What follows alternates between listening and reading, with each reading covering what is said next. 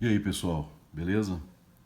Então eu vou fazer um vídeo aqui explicando para vocês um pouquinho sobre essa parte de domínio de função, que é justamente o que a gente precisa para resolver aquele exercício número 6 da nossa lista da semana passada. Então tudo que eu for falar aqui, a gente vai usar para resolver o exercício número 6 daquela lista, tá?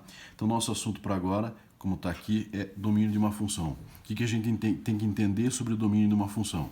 Eu tenho uma função f aqui, que ela tem os valores do conjunto A se relacionando com os valores do conjunto B. Então perceba aqui, ó, todos os valores do conjunto A estão se relacionando com pelo menos não, com um valor do conjunto B. Só que no conjunto B eu tenho este 0 e este 5 que não tem relação com o conjunto A, né? O que nós temos que entender dessa relação toda aqui? Nós temos um conjunto que é o que a gente chama de domínio, nós temos um outro conjunto que é o que a gente chama de contradomínio, e além disso nós temos os números que recebem seta aqui, que tem a relação entre os dois, que é a imagem. Eu até deixei um espaço aqui embaixo para a gente preencher juntos o que significa cada um deles. Então, o domínio. Quem é o domínio? São todos os elementos que podem mandar flecha. No nosso caso aqui, quem está podendo, quem está mandando, são os elementos do conjunto A. Então, eu vou dizer que o domínio é o próprio conjunto A. Não tem ninguém aqui que não possa ou tenha algum tipo de restrição. Então, o conjunto domínio é todo o conjunto A. Item número 1. Contradomínio. Quem que é o contradomínio? Contradomínio é quem pode receber flecha, quem pode ter relação. Não significa que ele está tendo, mas ele pode ter. Por exemplo, o 0 poderia ter uma relação do outro lado. O 5 também. Eles não têm, mas eles fazem parte desse conjunto. Este conjunto B é o que a gente chama de contradomínio. Então, eu vou indicar aqui embaixo que o nosso contradomínio é o conjunto B, para esse exemplo que eu tenho aqui em cima, né? Além disso, imagem. Imagem aí sim é quem recebe a relação do conjunto A. A imagem é sempre dentro do contradomínio. Os elementos da imagem estão no contradomínio. Então, se eu pensar que o contradomínio é o conjunto B, a imagem são esses 4 elementos aqui que estão recebendo flecha. Então, a imagem, nesse caso aqui, é um conjunto que tem os valores 1, 2, 3 e 4. Esta é a imagem dessa minha relação. Inclusive, com esse exemplo aqui, eu consigo determinar a minha função. Veja, o 0 aplicado à função virou 1, o 1 aplicado à função virou 2, o 2 virou 3, o 3 virou 4. Então, 0, 1, 1, 2, 2, 3, 3, 4. Eu posso concluir aqui, não é o que o exercício pede, mas eu posso concluir que essa minha função aqui é a função x mais 1. Se eu pegar o x 0, 0 mais 1 é 1. 1 mais 1, 2, 2 mais 1, 3, 3 mais 1, 4. Tá? Então, eu consigo determinar isso a partir dessa minha relação de A com B, que é a função que ele colocou lá pra gente. Então, eu já determinei o domínio, quem pode mandar flecha, o contradomínio, quem pode receber flecha, e a imagem, que são os elementos do contradomínio que sim estão recebendo flecha, que tem essa relação com o domínio.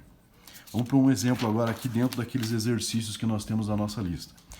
Vou estudar o domínio. O que significa estudar o domínio? Verificar se existe algum número que não tem relação que não pode se relacionar com o contradomínio, que não pode de alguma maneira mandar flecha para o contradomínio. Então veja aqui, ó. O primeiro exemplo tem f de x igual a 3x mais 4. O que eu tenho que me preocupar? Eu tenho sempre que me preocupar com o x. Esse x tem algum valor que dentro dos números reais que ele não pode assumir? Tem algum valor que eu vou colocar no lugar de x que a função não vai dar certo? Nesse caso aqui não existe. Então eu posso colocar qualquer número, positivo, negativo, fracionário, decimal, o que eu quiser aqui, zero, qualquer número eu posso colocar aqui e eu não vou ter problemas. Eu consigo fazer este cálculo, multiplicar por 3 e somar 4. Então nesse caso aqui, o domínio é simplesmente os números reais. Qualquer número real pode ser colocado nesse caso aqui. Ok? No exemplo número 2. Agora no 2 já muda um pouco a situação. Este x aqui de cima, eu não tenho problema com ninguém. Eu posso colocar qualquer número real e somar com 3 de boas. O meu problema está neste x aqui de baixo. Se eu tenho uma fração, quer dizer que eu tenho uma divisão.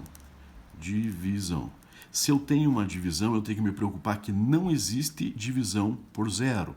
Então, eu vou pegar este valor x menos 1, que é quem está no denominador, e vou dizer, ó, x menos 1, você pode ser qualquer valor, só que você tem que ser diferente de zero, ok? Então eu vou verificar qual é o valor que o x não pode assumir aqui, para que este denominador não seja um zero, né? Então o que eu vou fazer? Eu vou resolver essa inequação.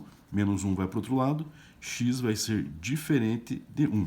Então tá aqui, eu posso colocar qualquer valor no lugar desses x, Só não posso colocar 1, porque se eu colocar 1 vai ficar 1 menos 1 é 0 e não existe divisão por 0.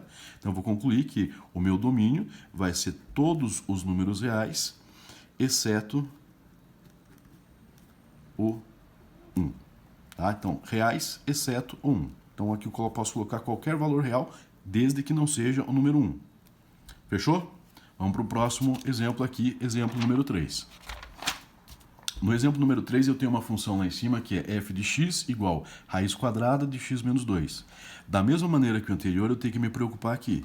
Neste caso, eu tenho uma raiz quadrada. Raiz quadrada não aceita números negativos. Na verdade, não é raiz quadrada somente. Toda raiz que tem um número aqui como sendo um número par, ela não pode ser negativa. Não pode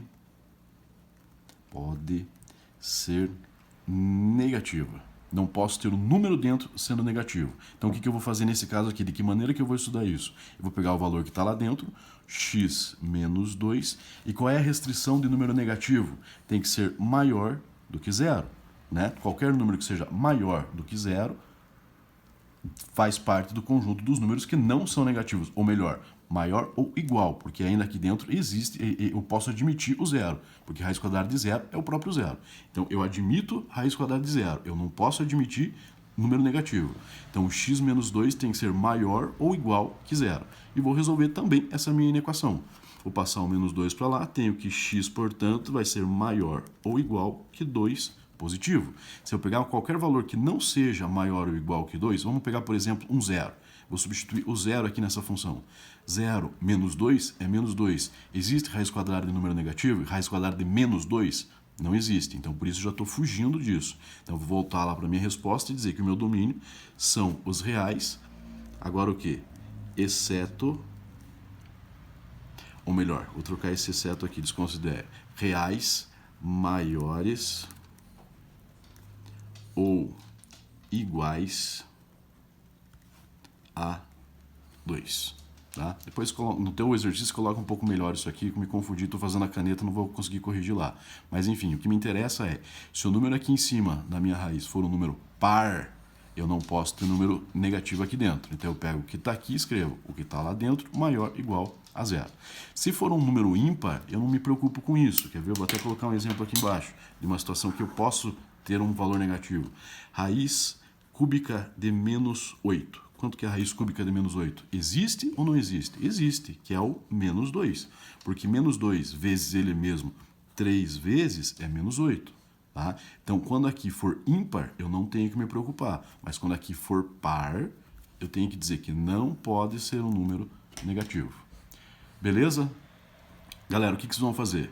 Pega essa explicação que eu coloquei para vocês, junto com o exercício número 6 da lista lá, resolve aqueles exercícios do número 6 da lista, resolve no teu caderno mesmo, e para avaliar a atividade de hoje, como frequência, a participação de hoje, você vai fotografar a resolução da tua resolução no teu caderno e vai me mandar isso via Classroom. Eu vou criar uma atividade no Classroom para vocês, você vai fotografar com o teu celular mesmo, escreve o teu nome no teu caderno, na folha lá, vamos pegar aqui, vamos supor que seja essa aqui a minha folha do caderno. Então eu vou lá e vou escrever Rafael Pedroso. Escrevi, assinei meu nome, faço uma foto que apareça a resolução de todos os exercícios. Quantos são? Deixa eu ver aqui. São 8 exercícios, então se precisar fazer 2 fotos, 3 fotos, façam. Tá? Eu quero que vocês me entreguem hoje ainda a resolução daqueles 8 exercícios de estudo de domínio. Então você vai verificar. Pode ser real, qualquer número real, ou ele tem algum tipo de restrição. As principais restrições vão ser relacionadas à divisão, que não pode ser 0, e relacionado a uma raiz de índice par. Raiz de índice par não pode ser um número negativo. Faz as fotos e posta para mim no Classroom ainda hoje. Beleza? Muito obrigado. Qualquer dúvida... só para lembrar, qualquer dúvida eu estou à disposição no grupo do WhatsApp até as 22h40. Obrigado.